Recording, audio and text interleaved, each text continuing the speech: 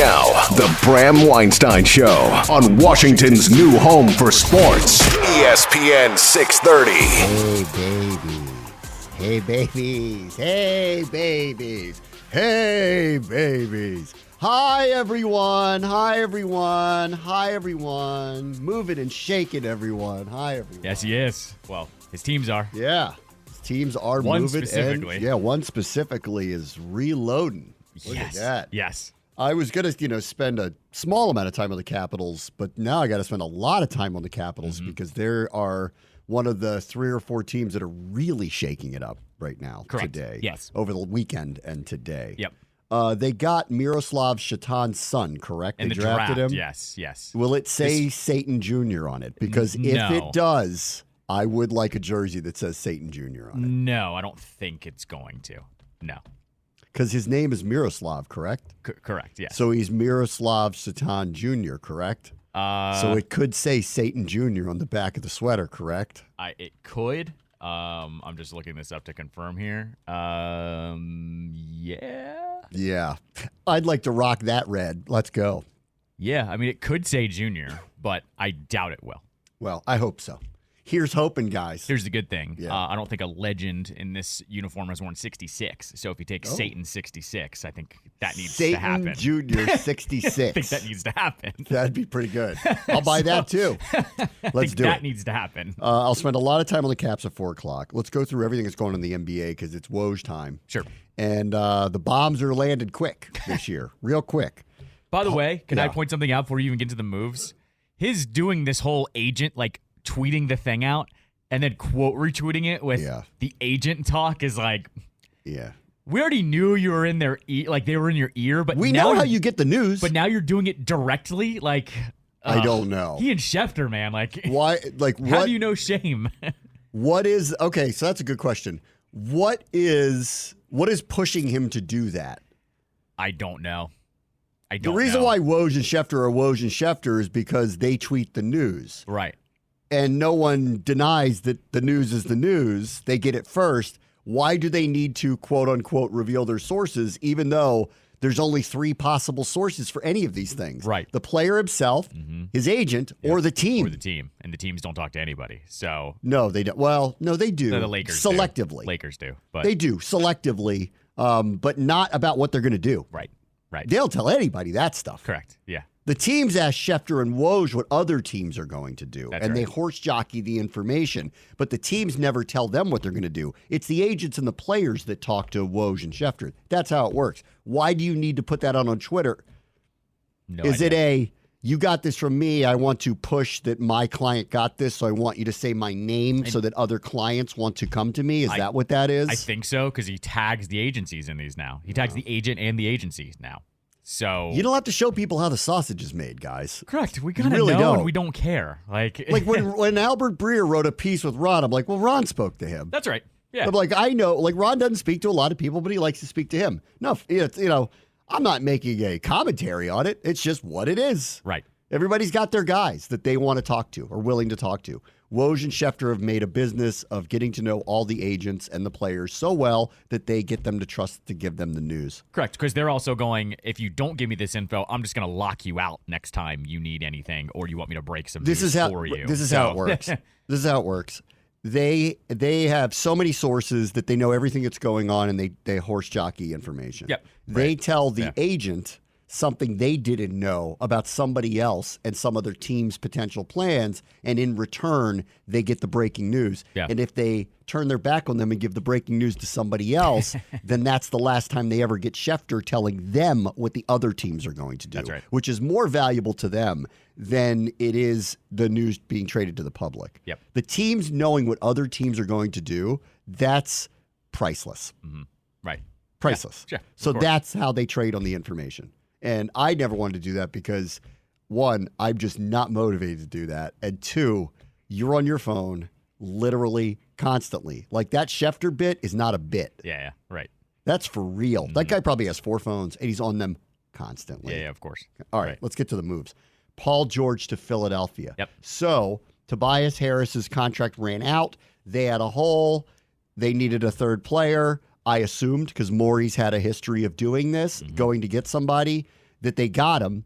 I think the weird part is they got him without a sign and trade. Yep. So the Clippers dropped the ball big time on that. Like how a player of his caliber leaves without any kind of return for you doesn't make any sense to me. But whatever, maybe they are going to spin it like somehow this makes sense to them. Paul George going to Philadelphia, to me, ends the Clippers as we know them. Sure. Because Kawhi is hurt, not hurt, not hurt. Yeah. And Harden, I bet, is first flight out now. He signed on. He signed on with a 2-year extension already. He did? Yeah, he signed on with a 2-year extension, amid all the chaos. But they're not going to be good. I mean, they still want him. So, I mean, that was the. I think they got Russ to come back too, but on like a very low level off the bench. Yeah, it was like 1 year, $5 million or something. So they got. That. I didn't see that. They got Harden to stay. It was chaos these last 2 days. They got Harden to stay. Yeah, Harden got a 2-year, $70 million deal. 2 years, $70 million, and his contract was expiring. Yep. Is that right? Mm-hmm. Yep. He, of course, these guys know each other. Knew Paul George was going to leave. Yeah. I don't know how the Clippers dropped the bag so bad that they didn't get a deal to get something back for him. So the talk is that Paul George was in pure I want to win a ring mode. So I'm going to guess actually that was George's call that he said, I'll sign on the fat contract and I don't want to do a sign and trade to take away the Sixers' assets. That's what my guess is for that one. Because, I mean, it's a good contract still. I mean, it's not the best one. But 4 years, $200-something million. So I mean, at some point, we're in funny money land where all of this stuff is so out of control. Right. And so I think for him, he was probably going, nah, I don't need to do the whole entire max thing and have you guys give up a bunch of the roster. And then all of a sudden, it's me, Embiid, and not Halliburton, their third wheel. I forget who it is. But have us do all Maxey, do all who the just signed a very long extension too, but boy did he prove himself in the postseason. Sure, his doesn't even kick in though until after this season. So that's but they got it locked in. Sure, right. So Embiid's going to be happy. Yep. They got a consistent playoff performer, a Hall of Famer, Paul George. This is a way better third piece. I would argue second piece now to Embiid. I right. agree. We'll see how Maxey feels about that, but far better second piece to Embiid than what Harris was. I saw Oubre came back, so he's a good part of the rotation for them. They should be far more formidable with him. Yes. This is one of those the just going and grabbing a star and putting him places, we've actually learned in recent years doesn't actually work. That's right. All that well. Mm-hmm. Look at the teams that have been winning. It actually is mainly homegrown talents that they've been doing this with. Celtics drafted Jaylen Brown and Jason Tatum. Fortunately, they drafted both of those guys. The Nuggets drafted all those dudes that were on that team. All the other role players they found, but that's not abnormal. Those are mid-level players. The really good players that they had on their team, they drafted and developed. So we've had that in recent years. Minnesota's gotten really good. Oklahoma City's gotten really good. They drafted all of those guys that are on those teams. So we're actually seeing this I don't know, it's like a karmic the super team doesn't work situation where any team that's gone and plucked a bunch of guys and stuck them together, really since Miami, that hasn't necessarily worked. The one in Golden State did, but they drafted all those guys before Durant showed up and played for them. So I don't know, maybe teams will rethink all of that and is it worth it to go do this? But in this case, him at this stage of his career, he still is really, really good. Going to a team that clearly was motivated to try to win and needed an extra piece, especially against someone like Boston. I'll buy this one, actually, that this makes them considerably better. And with health, and that's been a problem for Embiid, really, through the years, with health, they are the number 2 in the East behind Boston, period, as of today, until further notice when other moves happen. But this is the earth-shattering one is them. They got a piece they needed to actually contend with Boston because Boston ain't going anywhere. Their whole team's under contract. This is what I thought was funny when the Knicks made the Bridges trade, where I was like, I don't know why you gave up all those assets for Bridges when all of the guys in the West that want out are all going to come East because they look at what the West is now. It's, as I've been calling it the whole entire time, it's the bloodbath to get through the playoffs. And if you get through the West, the Celtics or someone else is waiting there for you that are just easy to get through.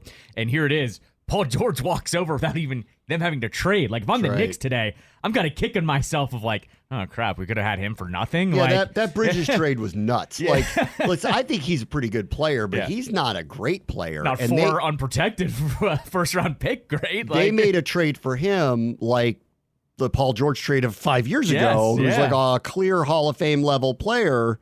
I don't know, man. We haven't seen this guy really do anything in the playoffs before. You don't know. And that was that made no sense to me. It felt very desperate that they did that. Here's Paul George just walking across the street, and he's made that team significantly better than you. So, like, tell me on paper you think the Knicks are better than the Sixers today. You can't. No, of course not. No, not at all. So, like, they're at bare minimum, again, even after doing this, and that's the move they made, and they've been weakened on their bench. Hartenstein going to OKC is a big deal to me. Like, he was kind of one of those hustle players, heart and soul, the guys that the Bing Bongs loved up there. That guy walking out the door is a big deal for a team like that doesn't have prolific scores. I guess they're hoping Bridges will be.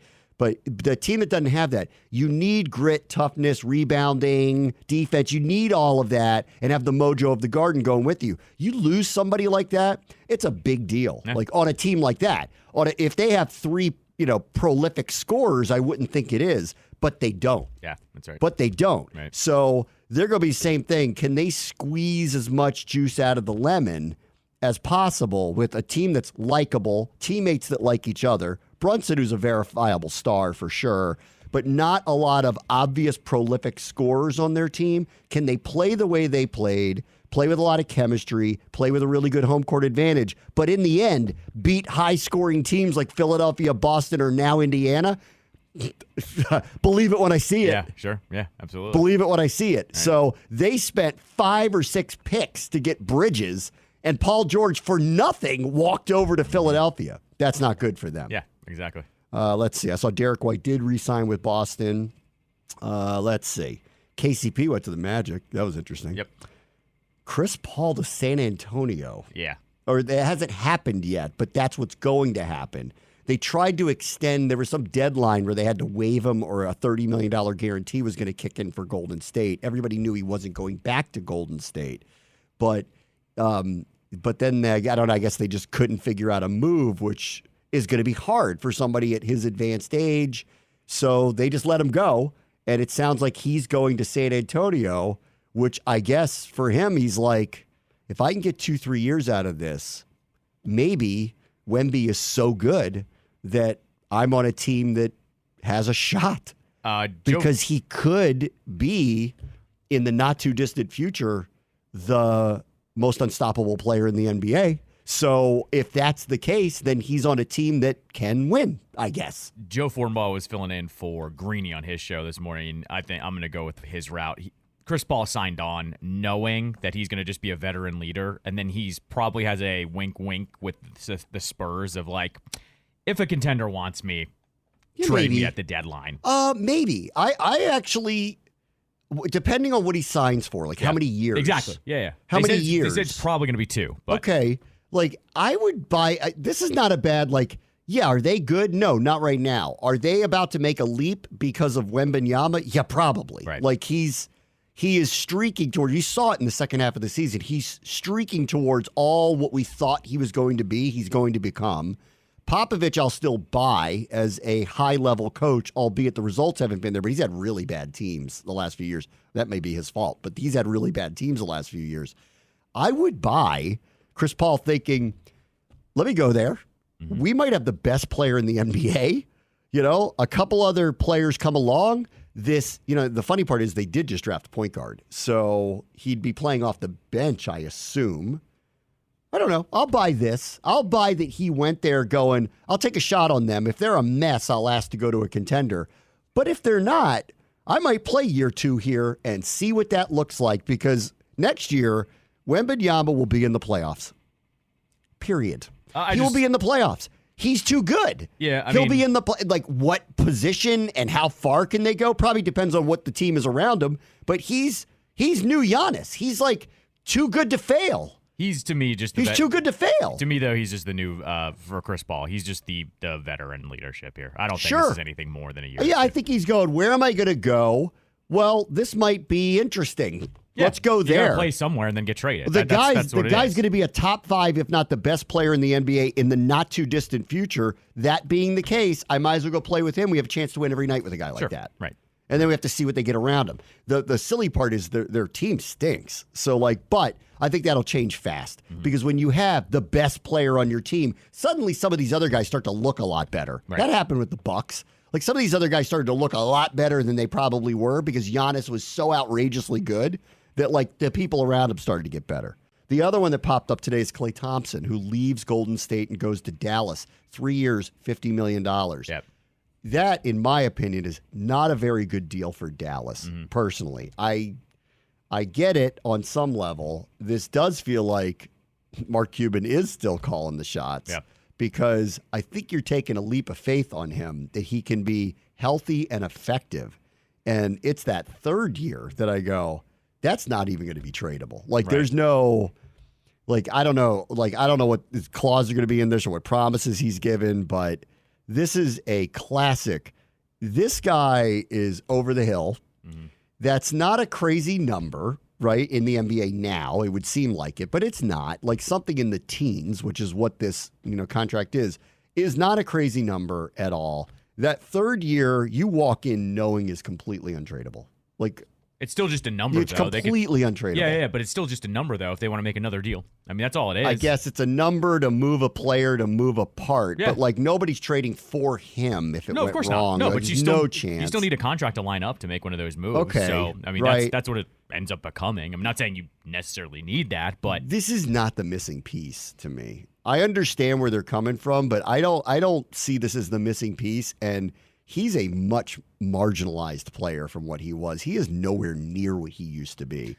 And it's based on injuries. Yeah. It's just based on injuries. It depends. I mean, it depends what the Mavericks signed him for. Like, did they just sign him to say, "Hey, you've won a bunch of rings. You can kind of help navigate us through this with some leadership"? Maybe. Because it clearly doesn't seem like Luka does that, or Kyrie honestly does that. So could be a lot of that. Could be also, are we going to use you differently? Like, does he just come off the bench and he ends up being the shooter that can stand in one place? I mean, that could also be the case as well. I'm intrigued by it. I'm not as down on it as you are. I'm intrigued by it because I think sometimes, too, this happens in hockey all the time.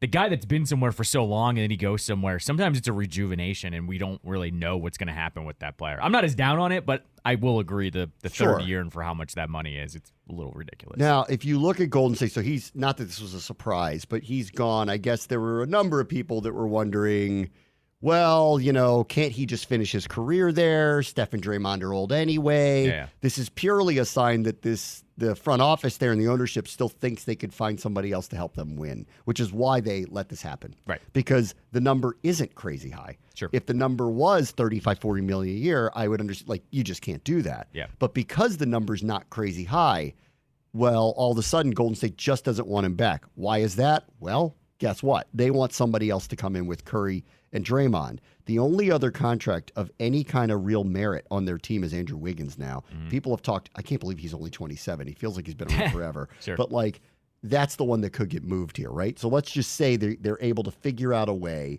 to move on from Andrew Wiggins' contract.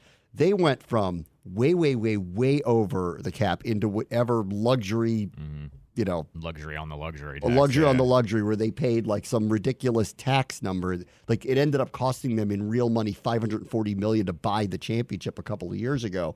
Well, they all of a sudden are way, way, way under it. Curry's making a lot of money. Draymond's making a decent amount of money. If you can move Wiggins and get assets as opposed to bad contracts back, then all of a sudden you've got all of these guys who are on under $10 million a year contracts. Gary Payton II, Kuminga, Looney, number of players you wouldn't even know. Well, the Dallas deal is also a sign-in trade too, so they're going to get something back. They're getting something back, but we don't know what that is yet. They're still working that out, so we don't even know what those assets are. I'm sure they're looking for either low-tier contracts or assets, I'm sure, just to do it, right, to get it done. Yeah. So all of a sudden, they've rejiggered themselves in a way that they can go after somebody big, and that, to me, would put Kevin Durant back in play for a trade for them. Because now they've got the cap room to eat it. Yeah. And the question is, what could you do to trade to make it happen? And I don't know what that part is. It would probably have to include Wiggins on some level. Right. Wiggins and other things to make it happen. And I don't know why Phoenix would want to necessarily do that. But if they're rethinking what's happening, and,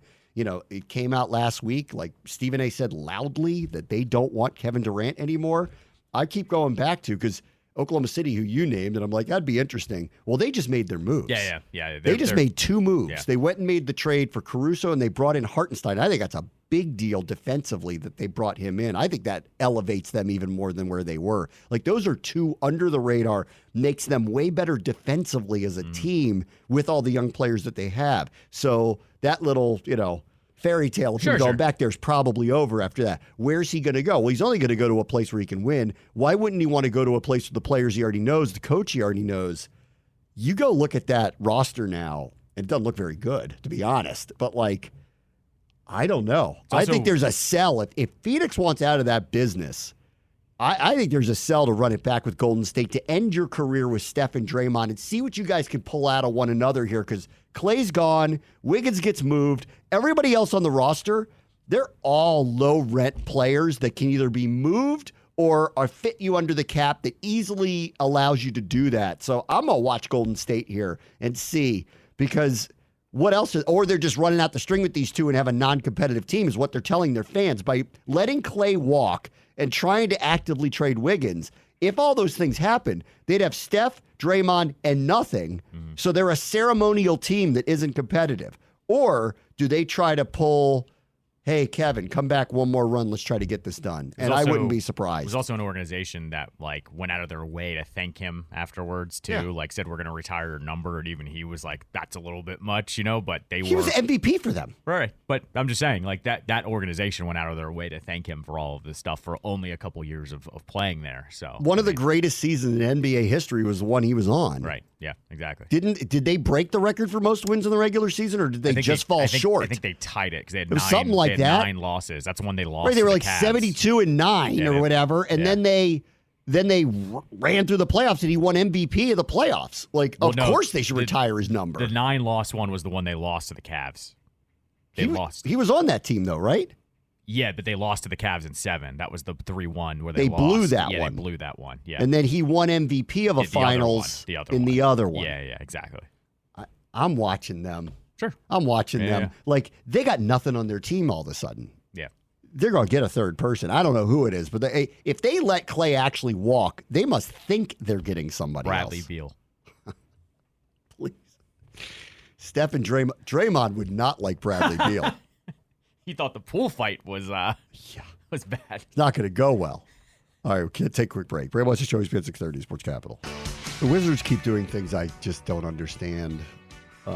Or I sort of do, but then I don't get it, and then I'm not really sure what's happening. What do you mean? Jonas Valanciunas? Really? Yeah. To trade him at a later date? Probably, yeah. Then why would he sign here in the first place if he knows that going in? Because you take the contract and you're not playing, any... He couldn't get that contract from somebody else who actually wanted him for a full season? Because I look at this and I go, 3-year deal for a legitimate center. Mm-hmm.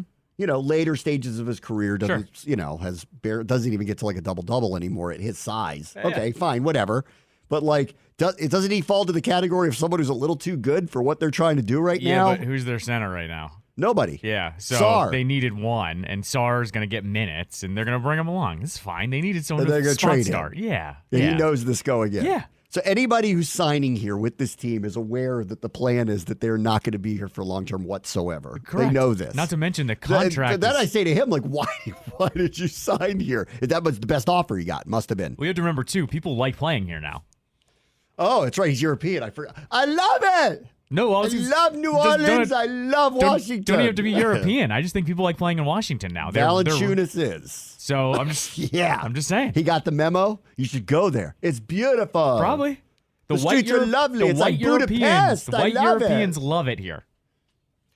They love it here because I love it here. You go find whatever you want around here. Correct. Yeah. The drives are very pretty. Go down the GW Parkway, minus all the construction, which sucks these days. Would you rather suck in Memphis or would you rather suck here? 100%. So I'm just saying, I think a top 10 city sucking actually is now all of a sudden its own draw. Except for Durant, who liked Oklahoma City. Yeah, and but I would argue it's different. Oklahoma City, worst of them. That was never about the city. It was about the people that he hangs out with. He didn't ever want to. He didn't want to deal with being the homegrown guy here and dealing with if you want to hide, it's a great place to go. Correct. So it's a pain in the butt to get to. Nobody wants to cover it. Right.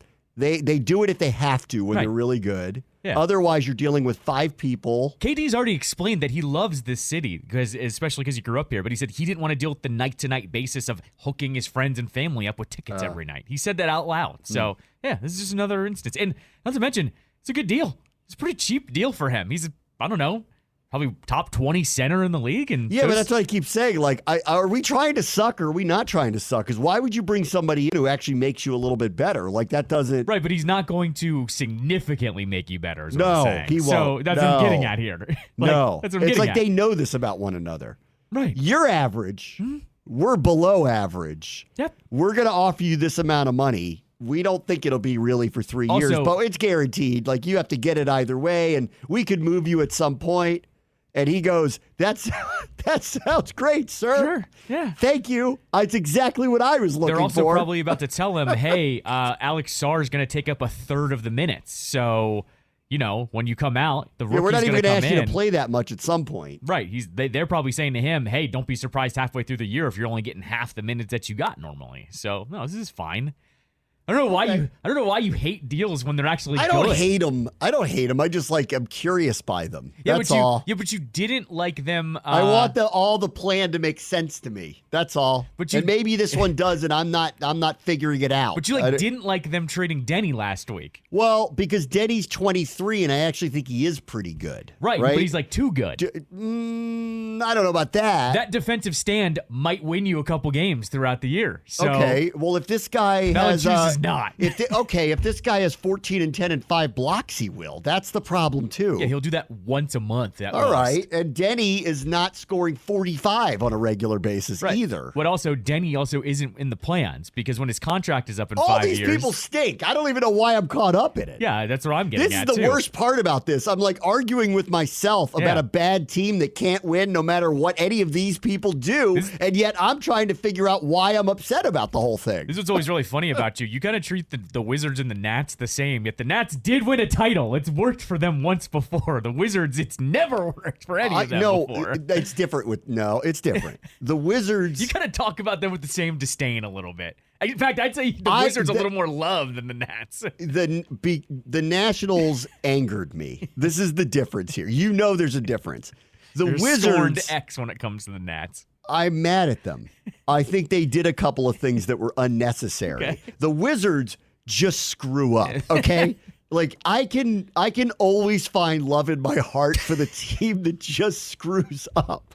They're like the malcontent teenager. You like the middle child love for them some anyway. Reason. Even though they're constantly screwing up, and mom and dad always help them out. I'm not relating this to real life or anything over here, but constantly screwing up and helping them out. Yet, the older and youngest childs are completely fine. Yeah, yet that's all of a sudden are correct.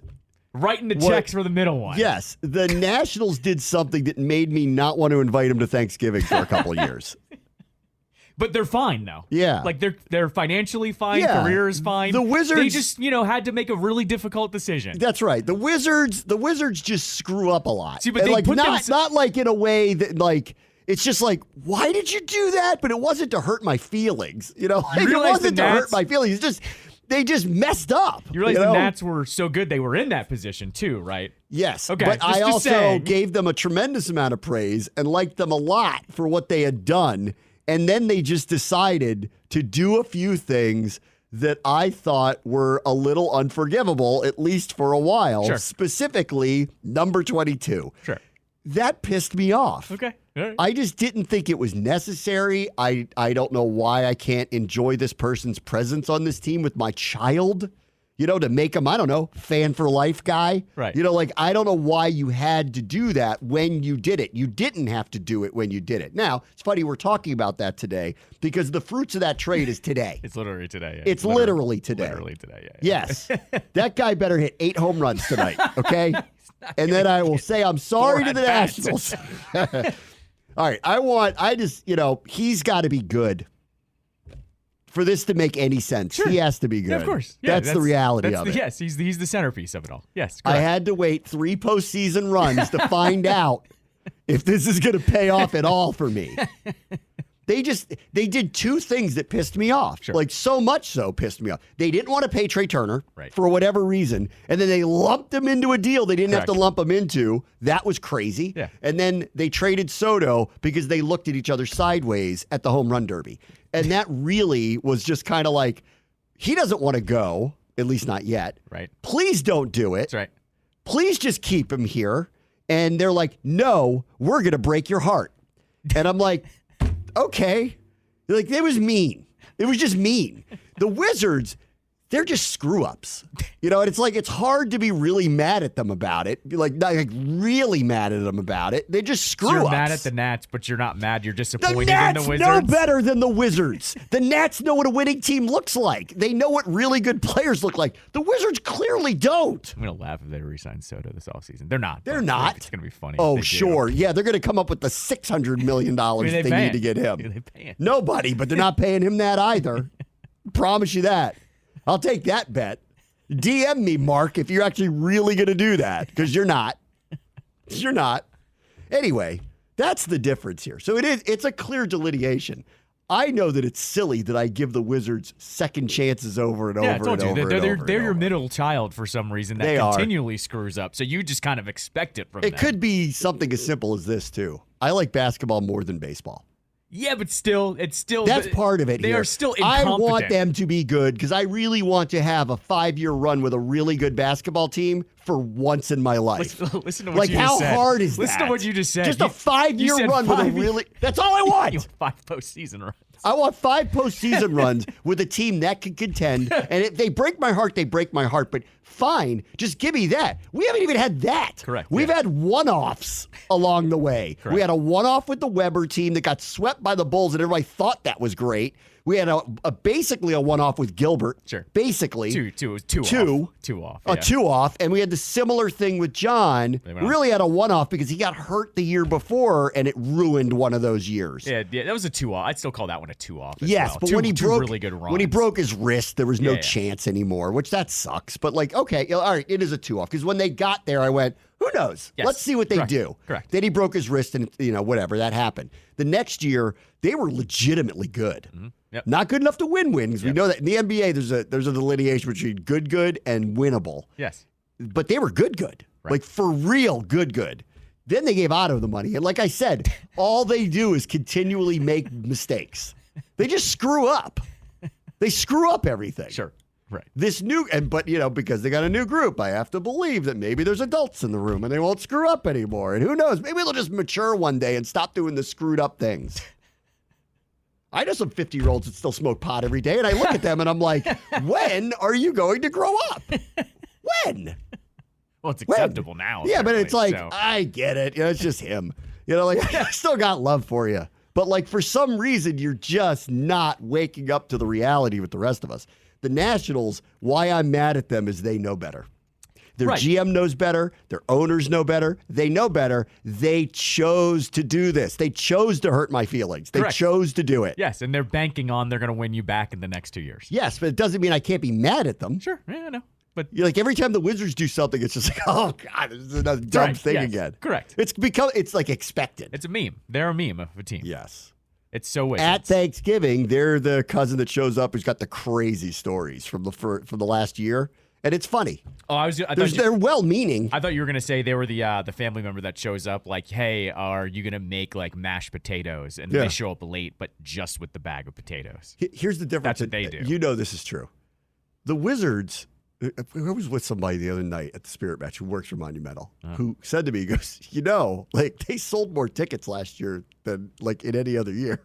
Yeah. And I went, that's my point here. Okay.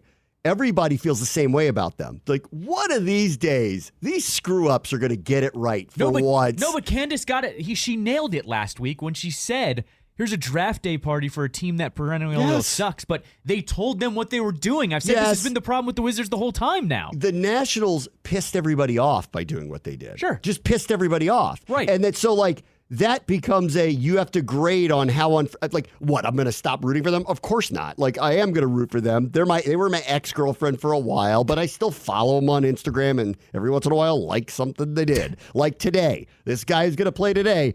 I will tune in. You have me, obviously. Sure. I need to see what he looks like, obviously. But here's so I'm never going away, but you pissed me off. We needed to take a break. We had to take a break after what you did. The Wizards just screw up. That's a different dynamic. You realize, though, that the Nats did what the Wizards never did in years past, was that they looked ahead and went, we're going to suck. We might as well get what we can for this guy. And then all of a sudden, if we're competitive, maybe we re-sign him, maybe we don't. But we need to hit the reset button here fast, because if we're not, we're just going to suck with them and we have nothing to look forward to. It was 3 years in advance. And it wasn't, and there was no acrimonious contract. And their pitching staff looks way better. They have this guy Wood. They have Dylan Cruz in the mud because they decided to suck. I see the argument. I'm not saying I wasn't angry at the time too, but we all said you better be right if you're doing this thing, and we're about to find out. We're about to find out. You better be right. Sure, that's the point. You better be right because the Turner-Scherzer trade is not right. Sure, it's wrong. Yeah, that was the worst trade out of all of them, actually. What goes back to when they lumped Turner in it, I went, you didn't need to do that. Right. Why did you do that? Sure. Right. You didn't have to do it. I agree with you on that one. Right? And that one looks worse by the minute. Yes, correct. No, that one's the Josiah actual Gray worst is not going to be an ace. Right. Okay? And Ruiz has regressed like suddenly, crazy. I don't know what's going on there because I actually, as of last year, I was like, okay, he's a solid player. Team-friendly catcher deal that they got him on the Braves deal. That's how I felt. Right. I'm like, you know what? Fine. Yeah. That's all fine. Like, I don't have a problem with it, but neither one of them are, I don't know, Hall of Famers like the other guys that are gone. All-stars. I know Gray technically made one, but he's not an all-star. Yes. So the Soto trade better work out or you hurt my feelings for no reason whatsoever. Sure. No, I get it. I'm just saying I see their argument. You just have to be right. The Wizards don't do this. The Wizards are hapless. They mess up. I told you they're the middle and child. That's why it's hard to not love them on some level. I don't want to go to their draft parties. I think they're weird. But my point about the attendance thing was this: what happened to the Nationals the second they sold off the good players? The attendance nosedived. Sure, right? It was a reaction. Right. And I think it was a semi, no offense, guys down there, a semi-correct reaction from the fan base to tell you we don't appreciate what you did. Right. We understand your thinking. But we don't appreciate it. I landed on it. The Soto thing hurt me. I'm like, this is way too premature. I remember saying at the time we were talking about it, and I was like, they're not going to do this. It's 3 years in advance. Pump the brakes, guys. Nobody pumped the brakes. Right. They crashed the car. Right. They sped up. Because of that, well, now you just pissed me off. Right. So I think for a couple of years there, you're seeing it in the attendance. It's not that people don't go or that people aren't paying attention. And they're not excited about James Wood or Dylan Cruz or whoever, but they're taking a step back going, do I trust you that when we get people like this here again, that this won't happen again? Right? Yeah, it doesn't matter, though. If they win, it doesn't matter. The Wizards don't do that with their stars. The Wizards actually do pay them. In fact, they go the wrong way with some of them. They go out of their way to pay the wrong people or get the wrong terms. So like I said, they just screw up. They're hapless. Calling them perennial screw-ups is what you are. Yes, but not because they're not trying to do the right thing, I think is what the point is, which is why it goes back to these attendance numbers bear that out. Do people just like the NBA because that's why they're going? Maybe. We laugh all the time that people show up dressed up, don't even go for the game, and are literally just walking around the arena because they want to be associated with it. That's the dysfunctional cousins of the group. But it's not that they don't love them. That's the point. They screw up all the time, but not in ways that hurt you. Right. They just screw up. I do want to just point out to you that in 2022, the Nationals were 16th in attendance. So that was the year. 2022. So that was the year. 22, 23, 24. So that was the year they traded Soto at the deadline. Yes. And then in 23, they dropped to 21. Yes. And then Baltimore was 20, though, in that year. Mm-hmm. And then in. Baltimore's had problems for years up until now when they suddenly have a dynamo. Baltimore's 19, basically the same. And Washington only dropped to 21. So they're 21. So they're still drawing 26,000 a game. Right. So. But the drop tells you what you need to know. Sure. They dropped. Sure, the Wizards, who have finally tanked, right? They went up. Well, they got rid of Brad. They went up. Well, yeah, because one, they told them what they were doing. I told you this. But when it comes to the Nats, this is calculated. You know what? They've always told people what they're doing. They just make the wrong decisions.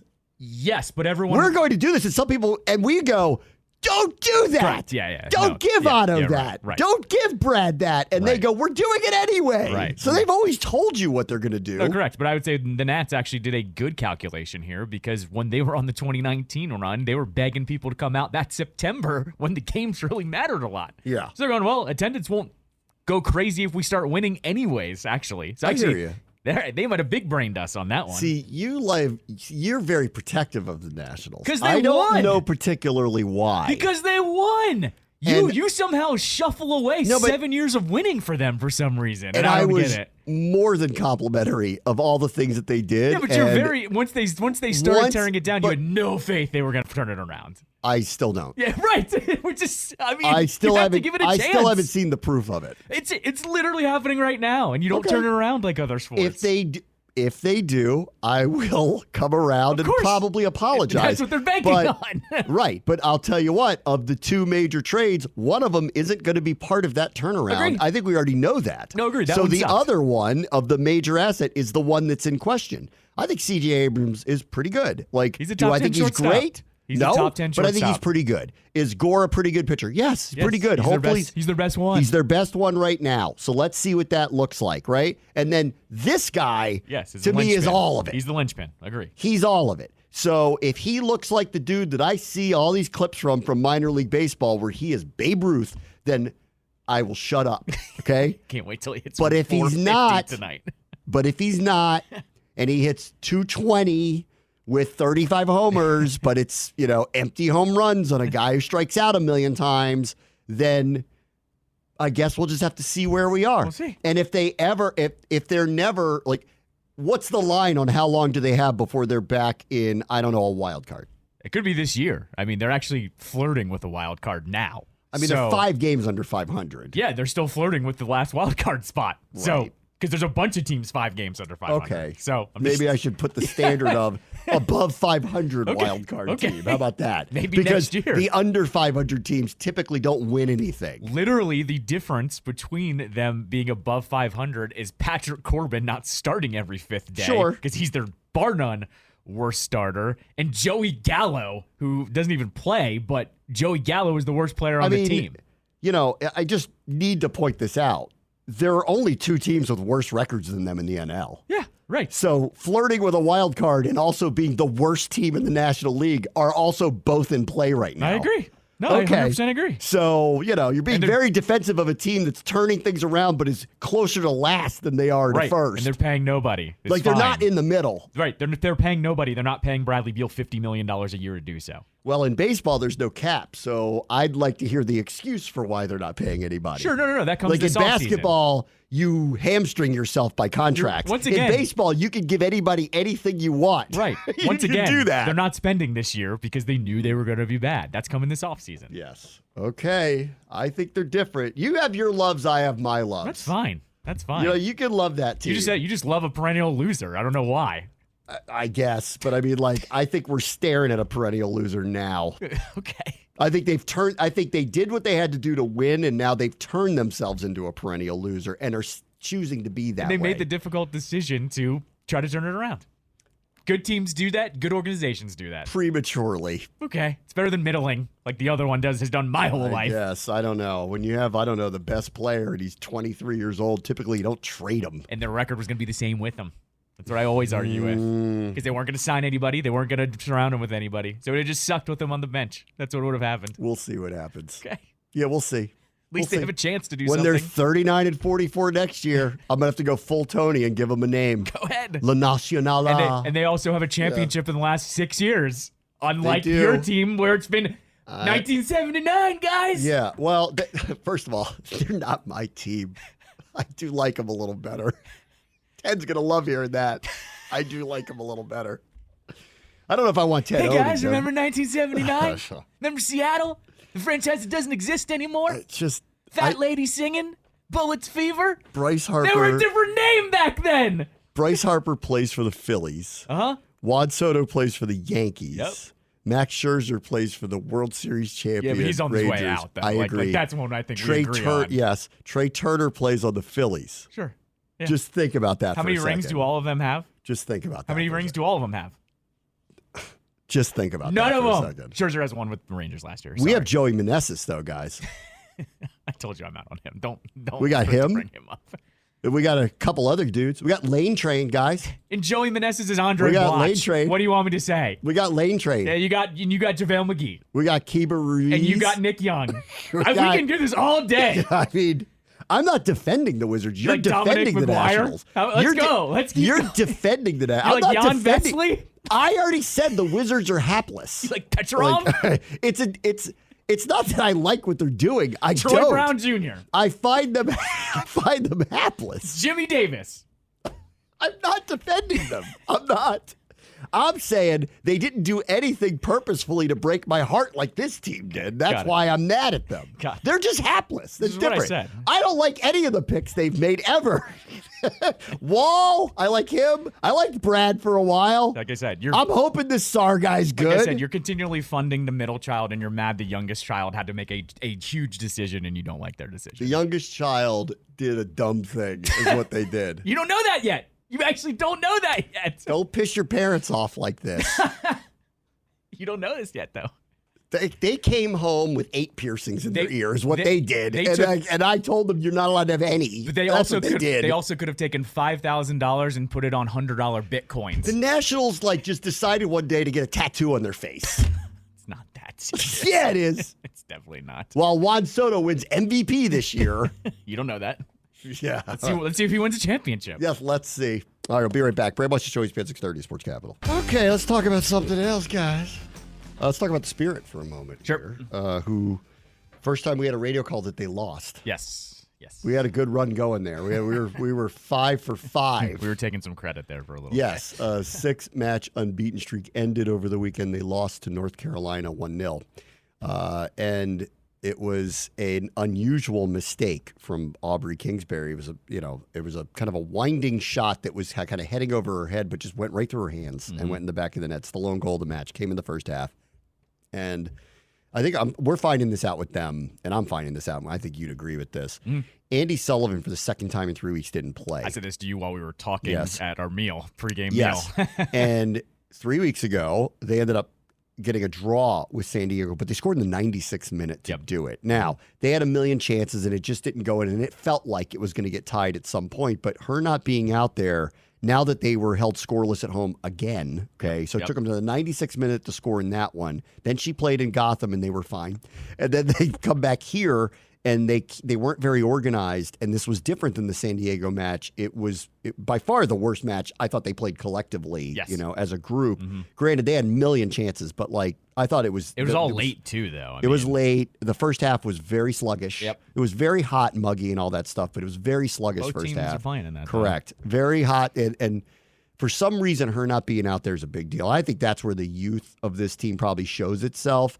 Is that I think you're seeing how important she is. So we'll see this weekend, because this is the last one before the Olympic break. The team that they're playing is Bay FC, and Bay FC's an expansion team, and they're not very good. Yep. So will they be careful with Sullivan again and hope that they can just get away with it, right. Or do they try to run her out there knowing, because she's not on the Olympic team, that she's going to get a month off? Yeah, right. So let's see how they play it this weekend, because all of a sudden, the teams ahead of them don't lose. Yep, Kansas City and Orlando. Yep. They don't lose. Yep. So this team has more wins than anybody else in the league at this point. It is in third place because the teams ahead of them won't lose.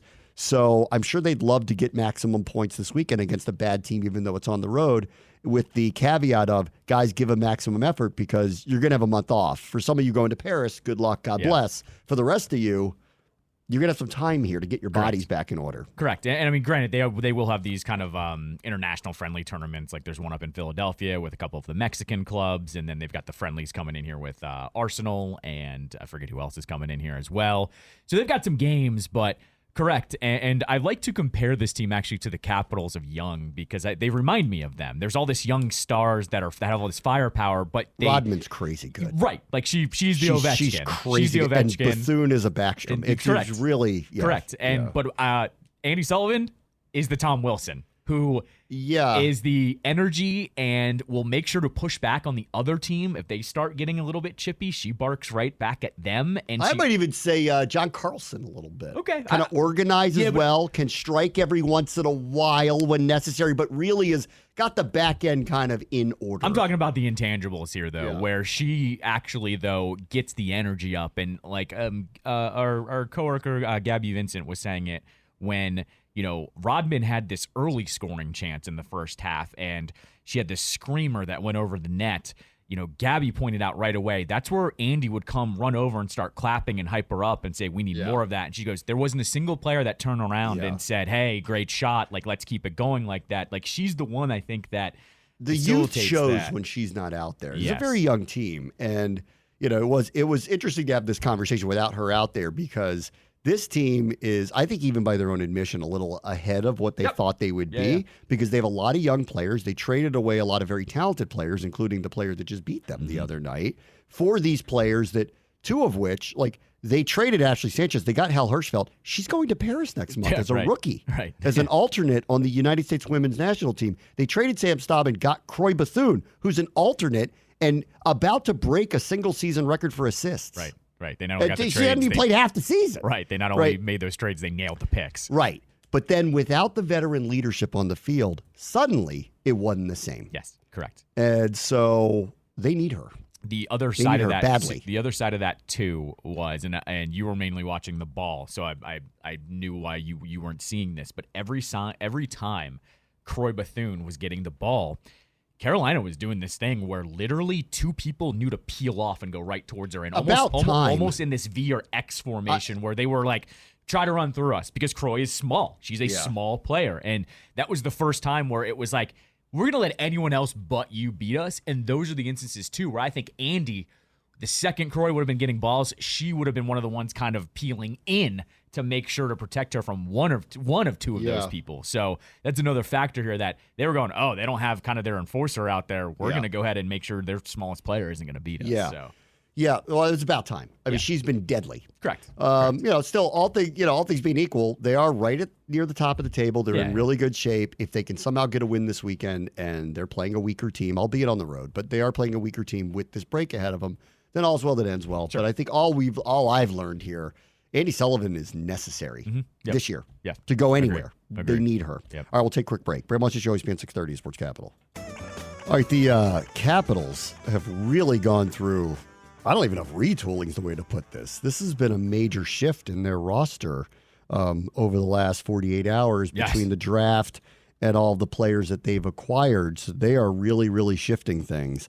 Tarek El-Bashir lists the people who are out, the people who are in. Darcy Kemper, of course, was traded.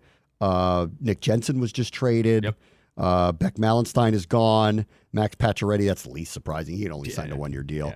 Nicholas Aube-Kubel, all gone. Yep. A number of the players that come in, Dubois, they take on in 7 years left of a contract. The most major move still of the offseason. Well, and then Matt Roy is a defenseman who they did sign to a 6-year deal. So they did put a big number on a long term on a player that. Read the rest and I'll react to that one. Okay. I'll tell you about that one actually on the other side. We talked about the guy from the Flames that they got the other day. Mangiapane. Yes. Let's see. They just made a trade with Jensen with Ottawa. Yep. Who's this guy?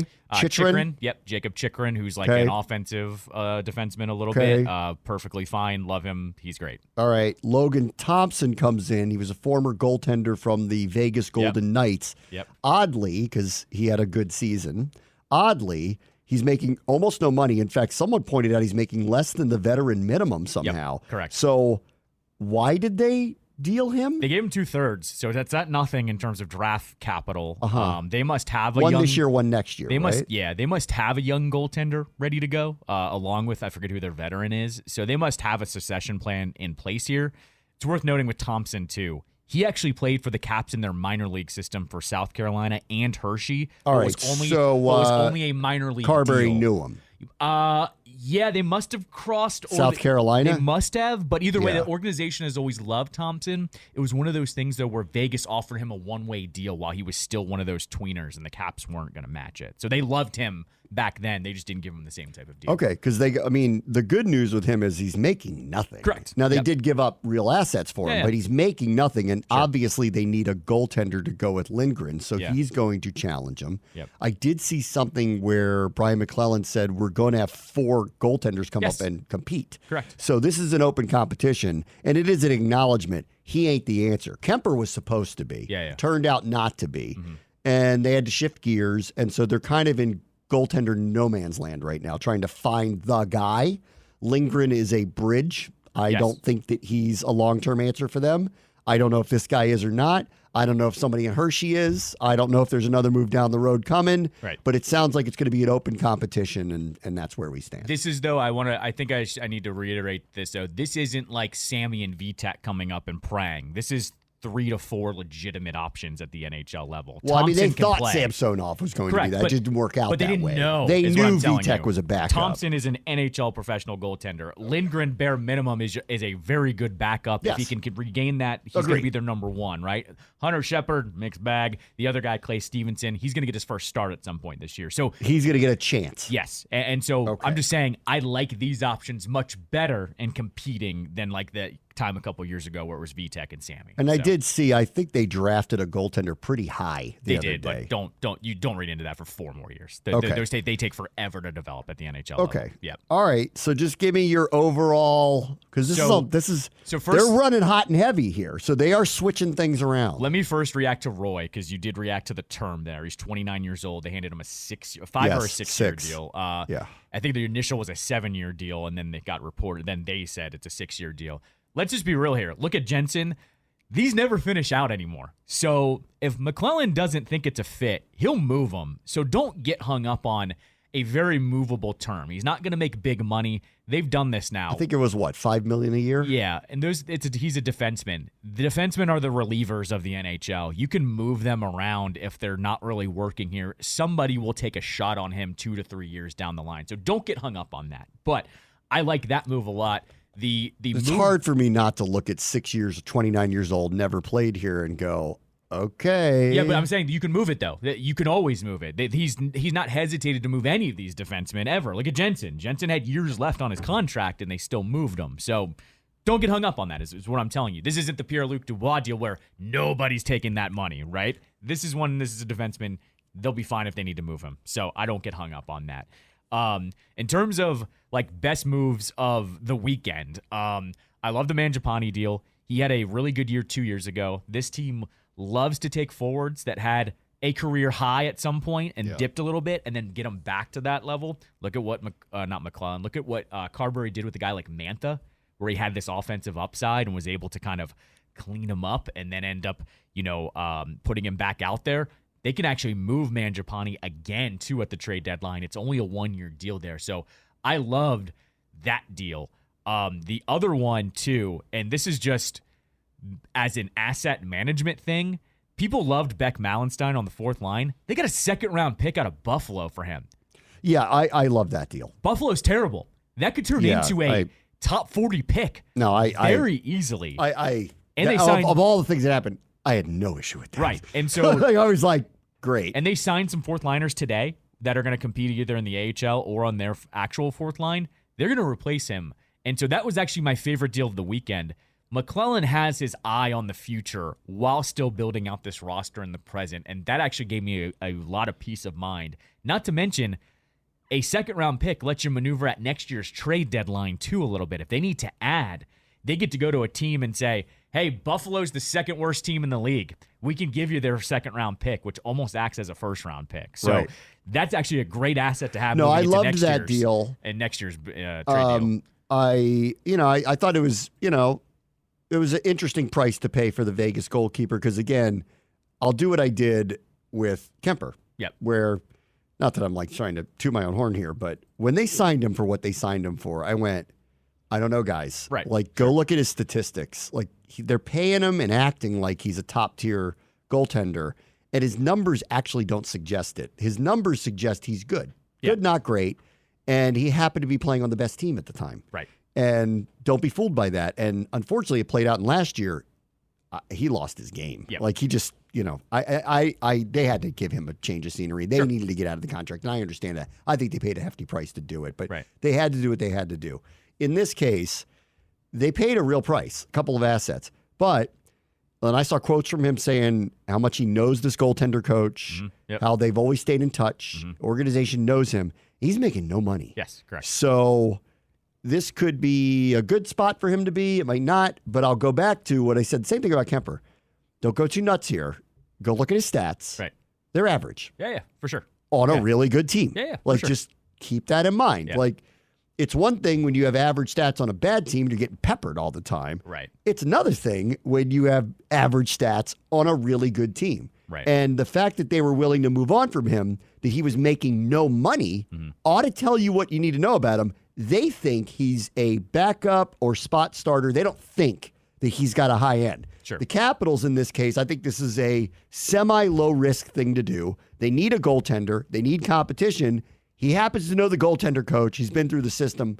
I'm all for it. So I'm for what they did. Yeah. And they clearly needed to get more competition here because Kemper being gone, while it solves a problem, doesn't change the fact that they needed to find somebody else. You also, just to piggyback off that, you need an NHL just professional goaltender, even if, let's say, let's say best case scenario, Klay Thompson comes up this year. Or not Klay Thompson. Klay Stevenson comes up this year. And let's say he comes up and he's gangbusters and he's amazing, right? You actually still need a backup goaltender that's a professional. 100%. And Thompson is that. So I would say I'm for this one. Yes. So, I'm for this one. Yeah. I'm for the Weinstein trade. Yep. No doubt. Sure. Like, no offense. Like, he's a fourth-line player getting a second-round pick from a bad team. Yes, please. Yes, I don't know why Buffalo did that. Right. Thank you. Yep. You'll have to tell me more about the Ottawa guy that we traded Jensen for. Yep. I think Jensen was a very good player here. Solid player for them. They're thinking this is an upgrade, obviously. Yeah. Chikrin's great. He's one of those players that, like, all the Ottawa fans right away were like, what? Why are you moving him along? So I love him. He's got a little bit more of a defensive style. He's going to be fine. Like, I love that move. Jensen just for some reason didn't mesh well with Carberry's system. I don't know what it was, but they were talking about trading him around the deadline, and it just didn't happen. Correct. And I think it's because people didn't want him. Not to mention, like, he started to get injury prone too. Like, remember they really needed him at the end of last year, and he got banged up real quick. I know it was a bad hit, but he started to get injured more and more often, and availability is your best ability, and I think they just wanted to move on from him. Right. Okay. Well, that's fine. Okay. And I'm all right with that. Yep. But they gave up a third with him. No, that's fine. Go. Yeah, because he had term. He had term on his contract. Right. This is what I'm telling you. With with Roy, with term, you can move on from this. You usually just have to attach an asset to it. I did see Connor McMichael resign 2 more years. Deal. Yeah. So I'm happy to see that. That's a deal. That's a deal, by the way. Yeah, I'd like to see them keep going with him. I feel like there's something there. Yes, correct. And then the Matt Roy one, I don't like that kind of length. Sure. It's just like I hear you on like getting somebody under control. If it doesn't work out, you can move them. But 6 years is a lot. And that's some people, if it's not going that well, they don't want to take on that length of time. So then it has to go through to there's only 3 years left or 2 years left. So in a situation like this, I'd rather have heard 29-year-old got 3-year deal. Right. But welcome, 4-year deal. Welcome to defensemen in this league, though. You either are getting the 1 year, 2-way contract, or you're getting a deal like this because everyone wants a piece of you. Yeah. So. It's just like, it feels like they've done now. You got to play the game with something like that. You do, but I always feel like when you make these deals for guys with major term that aren't legitimate stars from other teams, and they're at, in this case, close to 30, it's risky. Okay. All right. It's just risky. Sure. So, and I've been up in the air about the decisions that have been going on around here for a while. Not that I think they're all bad, but I don't think they're all good. Right. But some of them have blown up on them. And then, I think more and more, the reason why they're in the situation that they're in is they gave some money at extended points of people's careers whose numbers are going to be retired that they shouldn't have.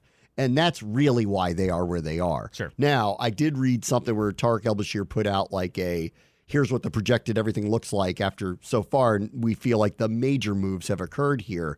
And you won't see the name Backstrom or Oshie on this list of projected lineup. Yeah. So I guess he's assuming, and he qualified with, I don't know what they're going to do with him, but I think we're all anticipating now. Yes. When you throw that kind of money out like they did to the guy that they acquired from the Kings, and now lengthen money to this guy from the Kings defenseman, I think you're screaming we are going to do something here, and maybe Backstrom and Oshie will play along with that. So we'll have to see how that plays out. Those are the two big. How do you avoid a cap ramification, though? I don't know. Well, so what happens is other than them retiring. Yeah, no. You put them on long-term IR, LTIR. So because you get that money. You get the money. Yeah, so you get that money once they get put on. Usually, what you can do is you can because they each only have 1 year left, correct? I know Oshie is in the last year of his contract. I think Backstrom might have more than that, but I don't remember. So Oshie's just going to get paid to not play. Pretty much. And then his contract will expire. The funny part with Oshie is if you actually think he's got something left in the tank, you could pull a Tampa Bay and pull him into the playoffs. Pull him into the playoffs. Okay, all right, I'll hear that out with him. He's also a willing participant with stuff like that. Correct. He's like, just a flesh wound. Yeah. He's one of those guys. Right. I'm fine. Right. So you don't. It's like, your right leg fell off. He's like, so? Right. So that's how he acts. Backstrom's done. The question is, how do they get out of whatever it is? With Oshie, all right, okay. if they put him on the long-term IR so he doesn't play for a long time, they owe him the money either way. Yes. It's going to expire after the season. If his body feels good enough in April. Yes, right. Correct. Come on down. I'm kind of joking around, but yeah, exactly. You're kind of not joking either, and I actually makes sense to me. Yeah. One other thing I wanted to get into was their first-round pick, by the way. So this was Friday night. They drafted a young man named Tarek Parasak out of the North American Scouting is what it is. Out of CHL. And he's 18 years old. And he was like top 5 in scoring in the CHL. And he's up with all of these crazy names in the CHL, like Crosby and Kane and those types of players, all really, really high draft picks. Like all-time type of stuff. Okay. And everyone was kind of like, what gives here? And it's because he only had 1 year like this to match up with those guys. And he decided to go in for the draft. And some people didn't have him getting drafted until the second round. And I'm not going to pretend like I'm some NHL draft expert because it's a million leagues that you can draft these guys from. But the takeaway here was not unlike how you've talked.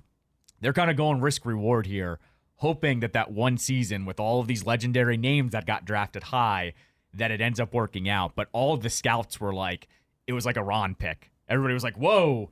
A little too high. We didn't have this guy on the board right now is what it was. I haven't seen McClellan do anything like that. Like Miroshnichenko a couple years ago, there were those extenuating circumstances. He got picked lower because of health concerns. But had it not been for health concerns, it never would have been on the board. Yes. That's a different story. Yes. That's like the Commanders with John Allen. Yeah. They got John Allen because there were suddenly some minor health concerns and he fell in their lap. But everybody said, well, he'd be a way higher pick. Talent. Correct. Right? But this guy, like, no one had on their radar. And I don't know if you saw the reaction when he got drafted. He was shocked he got drafted. Like, he turns to his dad and goes, what the, you can see him saying that to him. Don't get me wrong. He was very happy to come here. I'm sure. But a lot more money when you get picked in the first round. Correct. And so this is just one I circle here. You never know with first round picks. Like, we've talked about McMichael for 8 years at this point. We've talked about Protas for years and years. He wasn't even a first round pick. They drafted his brother this weekend, by the way. Yeah, I saw Protas' brother. But this is just one circle that I find really intriguing. Usually McClellan doesn't reach like this, but was he seeing something that the scouts didn't see? It'll be really, really interesting. I don't like that either. He's 18, so it's going to take some time. Take some time. And so we won't know, like I said, we won't know literally for probably 5, 6, 7 years. We haven't heard about Ryan Leonard yet, right? No. He's probably going back to college if we haven't Even heard though anything. his buddy left and went to San Jose. Right. Okay. Everything we've heard is because we haven't heard anything. I love Boston. I love it. It's a little bit of that. Yeah. Which for him, I'm fine with that. Big man on campus. Enjoy it. Right. And I mean, look, you draft a college player, you understand this. And look, if you had a problem with his development, I'd have a problem with that, but you don't. He's a stud up there. He's going to be the number. He might be the captain this year. So, I mean, I'm fine with it. They probably wanted him, but they understand. This stuff happens all the time, but Steven Stamkos signing with Nashville. That's a weird smash Vegas. He's been in the league a long time. Yeah. He's one of the, if not the greatest player in that team's history. Yes, he is. So it's weird. Yes. It's going to be weird.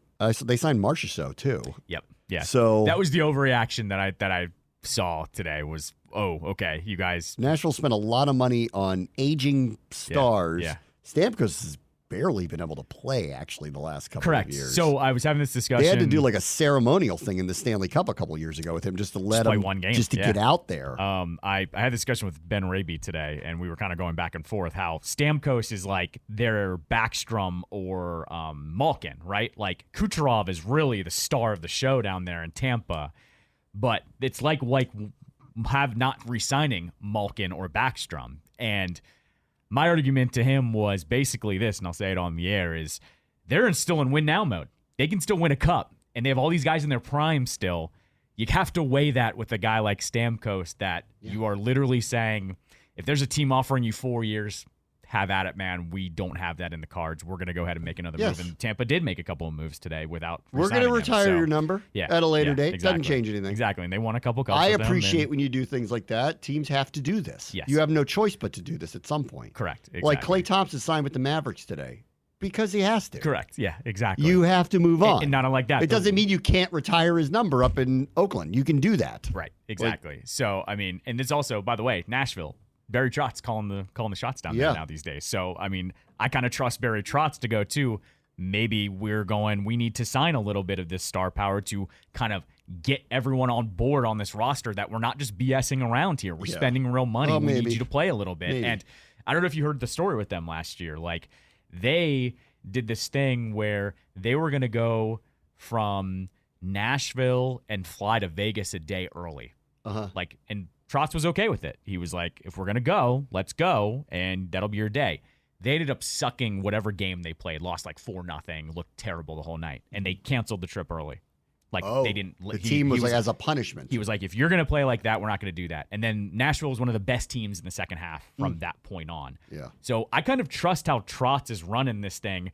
Nashville has never been that team to sign the top-tier free agents. Right. They just brought in two different I would argue Stamkos is not a top-tier free agent anymore. He's a ceremonial player who's going to be in the Hall of Fame who can't play 82 games. Sure, but you don't know what you're going to get out of him because, once again, the NHL change of scenery, I would argue, is different than any other sport. But him and Marchessault, you're getting one guy from the West, one guy from the East to basically come in and go, we're going to teach you guys how to win here a little bit. I don't mind it from Barry on that one to kind of say, let's get the culture going here, guys, because last year we kind of started building it again. Let's like really, really build on it this year. And the only other one that I thought was weird was Carolina went and acquired Jake Gensel, then didn't re-sign him, and Tampa Bay did. Yeah, they traded him to. They traded his rights to Tampa Bay, and then he just signs with them.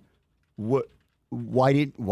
So I think they were away on the term, and they just decided, let's get what we can for him before free agency opens up, and lo and behold, Tampa ends up getting it done with him. Okay. So I mean, that's good for Tampa on that they're once again they're still wheeling and dealing somehow, and they get maybe the best forward on the market at that point. So.